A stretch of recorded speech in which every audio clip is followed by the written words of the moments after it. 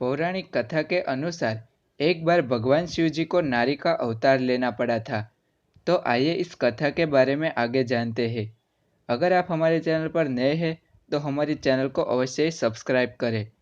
पौराणिक कथा के अनुसार ऋषि श्रृंगी जो महादेव के परम भक्त थे, लेकिन उनकी भक्ति सभी भक्तों से थोड़ी अलग प्रकार की थी। मतलब कि सभी भक्तों की तरह नहीं, परंतु ऋषि श्रृंगी भगवान शिव की ही आराधना करते थे।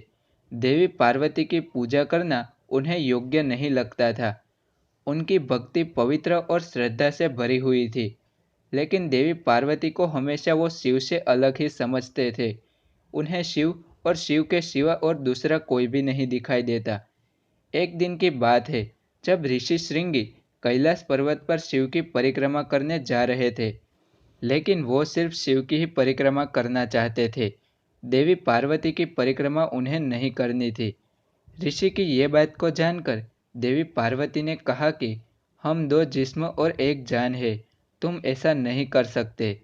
लेकिन ऋषि श्रृंगी पार्वती की बात अनसुनी कर देते हैं और माता की बात सुने बिना ही शिवजी की पूजा करने लगे। लेकिन थोड़ी देर के बाद ऋषि ने सर्प का रूप धारण करके दोनों के बीच से होते हुए शिव की परिक्रमा करनी चाहिए। तभी भगवान शिव ने माता पार्वती का साथ देकर संसार में महादेव के अर्धनारीश्वर का रूप धारण कर लिया। यह बात जानकर ऋषि श्रृंगी को क्रोध आ जाता है और उन्हें चूहे का रूप धारण कर लेते हैं और शिव के अर्धनारीश्वर के रूप से बीच में से शिव और पार्वती को कुतरने लगते हैं। ऋषि श्रृंगी की इस हरकत को देखकर देवी पार्वती बहुत ही क्रोधित हो जाती है और उसी क्रोध के कारण देवी ने उस ऋषि को श्राप दे दिया कि जो शरीर तुम्हें अपनी माँ से मिला है वो तत्काल ही तुम्हें छोड़ देगा। देवी पार्वती बताते हैं कि हमारे शरीर की तंत्र रचना में मनुष्य के अपने शरीर में हड्डियाँ और मांस पिता की ओर से और खून और मांस माता की ओर से प्राप्त होता है। देवी की इसी श्राप के कारण भृंगी ऋषि के शरीर में से खून और मांस नीचे गिर गया। उस श्राप के कारण भृंगी ऋषि निढाल होकर जमीन पर गिर पड़े।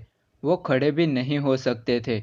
तभी उन्हें अपनी भूल का एहसास होता है कि देवी और शिव एक समान ही है। उन्होंने मां पार्वती से अपनी भूल के लिए क्षमा भी मांगी। देवी श्रृंगी की इस हालत को देखकर दुखी हो जाती है और अपना श्राप वापस लेना चाहा, लेकिन अपराध के बोध पर ऋषि श्रृंगी ने ऐसा करने से मना कर दिया। ऋषि को खड़ा करने के लिए सहारे के रूप में तीसरा पैर प्रदान किया, जिसके कारण वे चल सकते थे। इसी बात को लेकर दूसरी कथा भी जुड़ी हुई है। ब्रह्मा जी को पृथ्वी का रचयिता माना गया है, लेकिन रचना के बाद उन्होंने देखा कि पृथ्वी पर रचना के बाद भी विकास नहीं हो रहा। इसका उपाय क्या हो सकता है? सभी की संख्या में वृद्धि नहीं हो रही। इसी बात का उपाय जानने के लिए ब्रह्मा जी विष्णु जी के पास जाते हैं। विष्णु जी ने ब्रह्मा जी से कहा कि आप शिव जी की आराधना करें, वही आपको इस बात का उपाय बता सकते हैं। विष्णु जी के बताए अनुसार ब्रह्मा जी ने शिव जी की तपस्या करना शुरू कर दी। ब्रह्मा जी की तपस्या से शिव जी ने मैथुनी सृष्टि की रचना करने का आदेश दिया। तभी प्रश्न हुआ कि मैथुनी सृष्टि कैसी होगी। इसी बात को समझाने के लिए शिवजी ने अपने शरीर के आधे भाग को नारी रूप में प्रकट कर दिया था।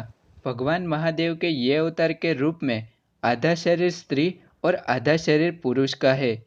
शिवजी का ये अवतार स्त्री और पुरुष की समानता को दर्शाता है। इसी अवतार में स्त्री के रूप में शिवा यानी शिव के नारी रूप में अपने रूप में नारी की रचना की और ब्रह्मा जी को सौंप दिया। इसी मैथुनी सृष्टि से संसार का विकास तेजी से होने लगा। तो अब तो आपको पता चल गया होगा कि शिवजी ने अर्धनारीश्वर का रूप क्यों धारण किया था। तो आशा है कि आज का वीडियो आपको पसंद आया हो। तो इस वीडियो को लाइक कीजिए, शेयर कीजिए और ऐसे ही वीडियो के लिए हमारे चैनल को सब्सक्राइब कीजिए।